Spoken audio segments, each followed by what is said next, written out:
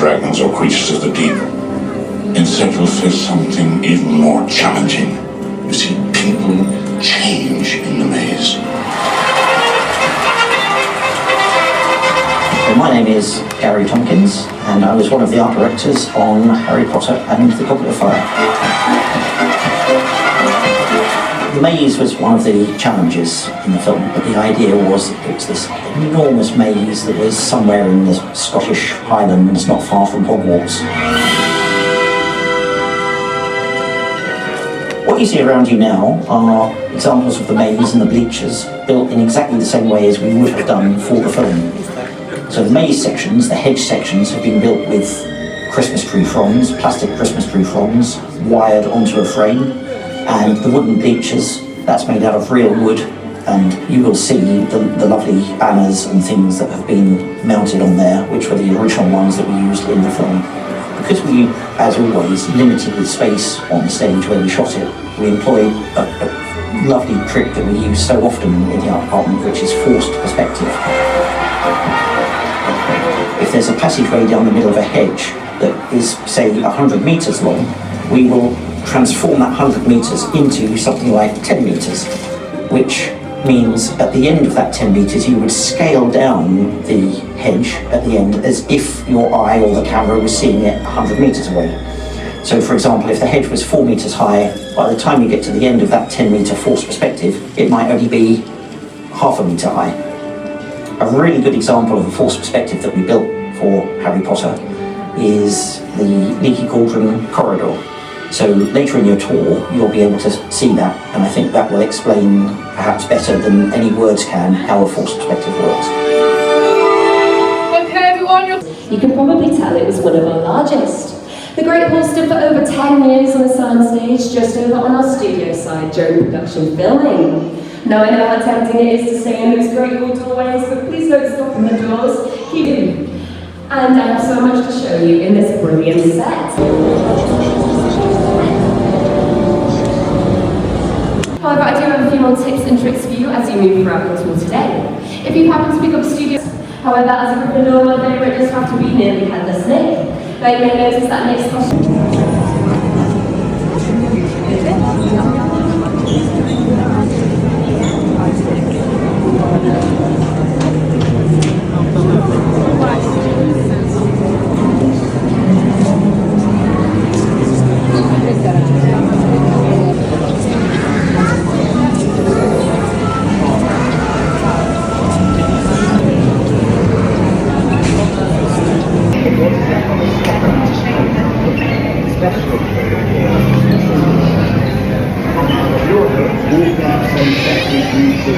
On this way,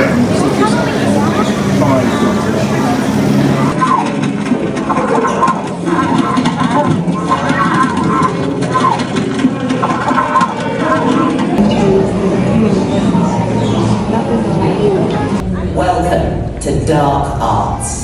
During the Harry Potter film series, the Death Eaters featured from the Goblet of Fire through to the Deathly Hallows Part 2. Though the look and feel of the Death Eaters evolved throughout the films, one element that remained consistent was their menacing presence.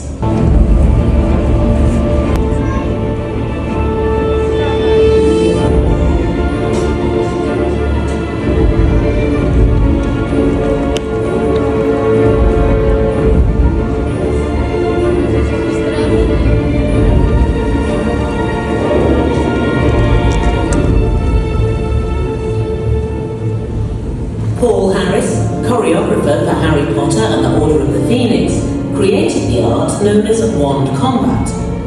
Drawing inspiration from fencing and dance, wand combat had a unique physicality that defied it.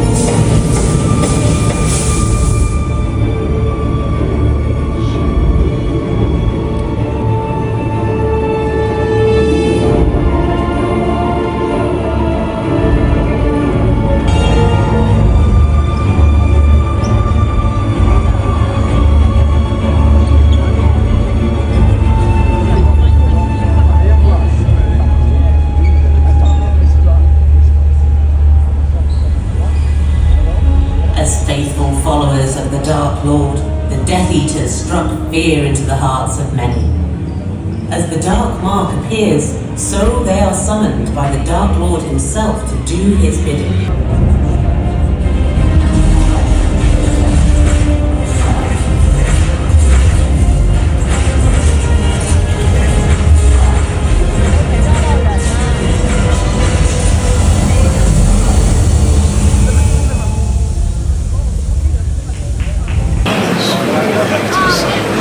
Each character has their own CG version of themselves to allow us to get a more dynamic a faster or sometimes just to free up the actual camera performance. You can get this sensation of air in there to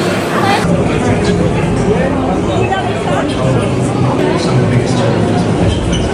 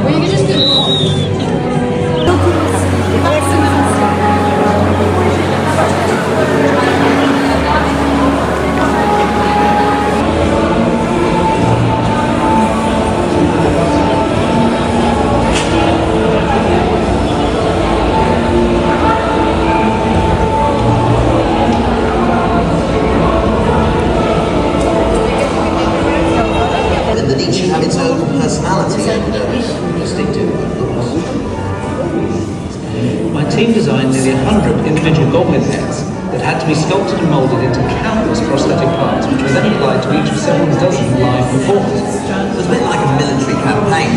We'd have our makeup applied in one place, and then we'd be marched to set where we'd have our contact lenses fitted, and then finally, just before the cameras were off, our goblin teeth.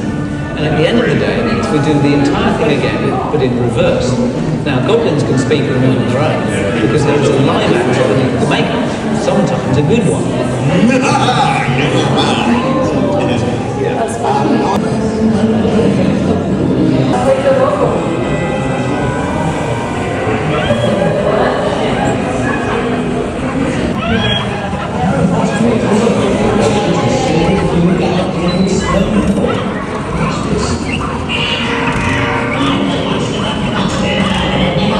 Eagle, with real feathers covering the head, neck, chest and wings. I had a feather specialist working for months with 10 people, making sure each single feather had the right bend, the right colour, the right shape, and each one had to be individually inserted in exactly the right spot on the creature. And the machinery inside looks like it was built by NASA. It's ridiculously complicated and requires many people and a computer to operate all of the various components individually to create a synchronized movement.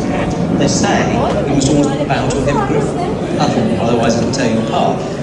One of the funniest things I've ever seen was a group of VIP visitors when they came and saw the hippogriff. They bowed, so they bowed back. So they bowed, so they bowed back. And this went on for several minutes until finally Alden said, "Please make him stop. Protocol demands we keep bowing." It's so funny, I had tears.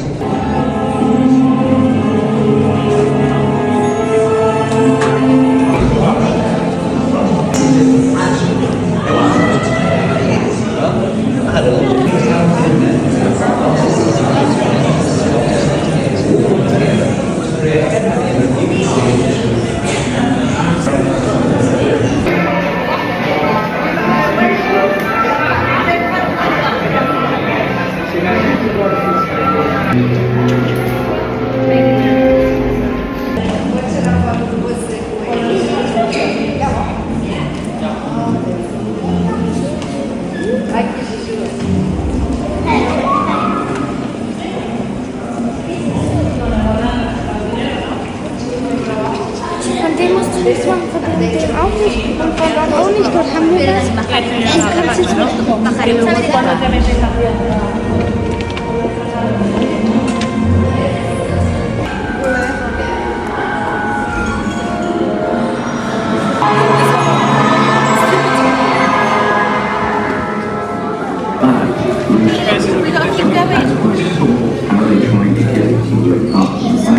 So the whole set is laid out, but for the tip of the process, that made it easier for us when Stuart came back into the set, he could then give us where the fishes were, the little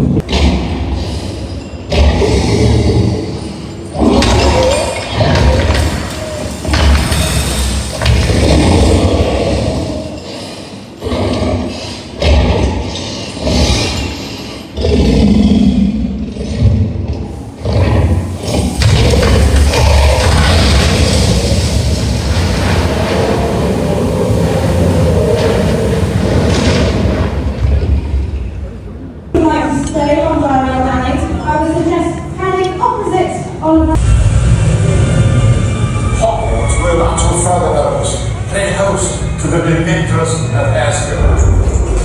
Word of caution. Dementors are vicious creatures. They cannot distinguish between the one they hunt and the one who gets in their way.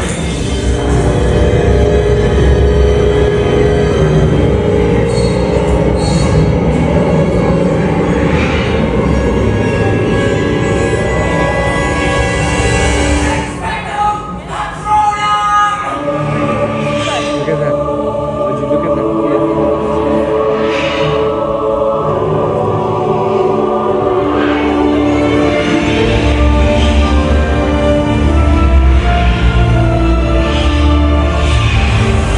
Happiness is found even in the darkest time. My only remembrance, Turn on the light.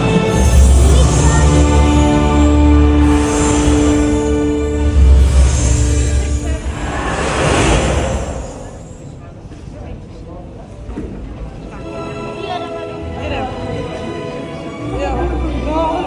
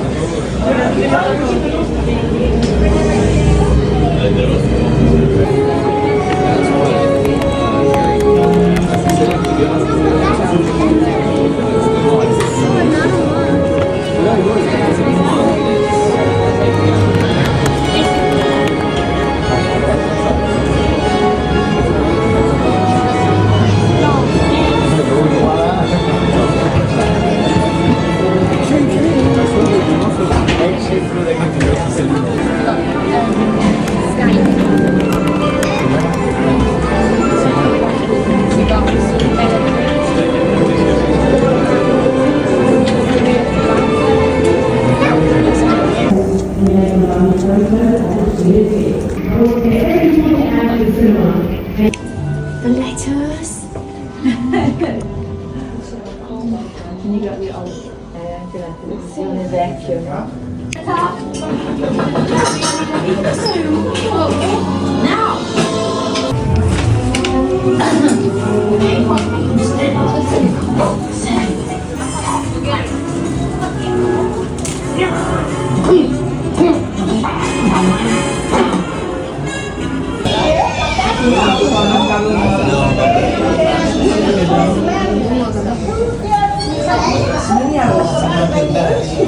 תכף אני אראה לכם פה למשהו.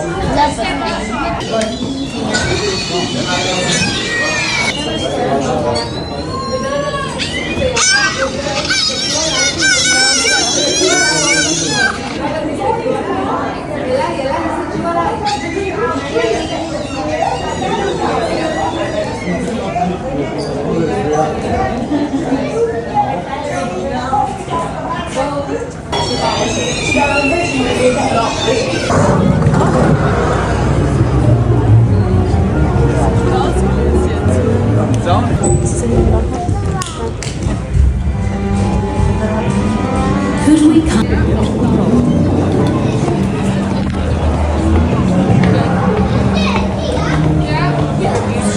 Can I ask you something? You want to know why I saw you shape Lord Voldemort?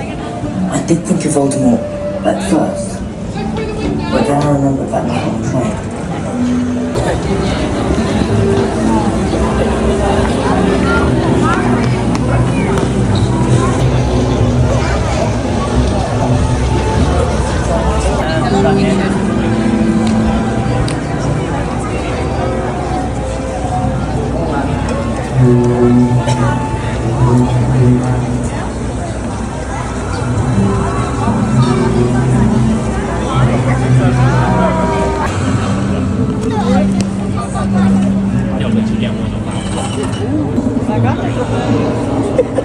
Ah.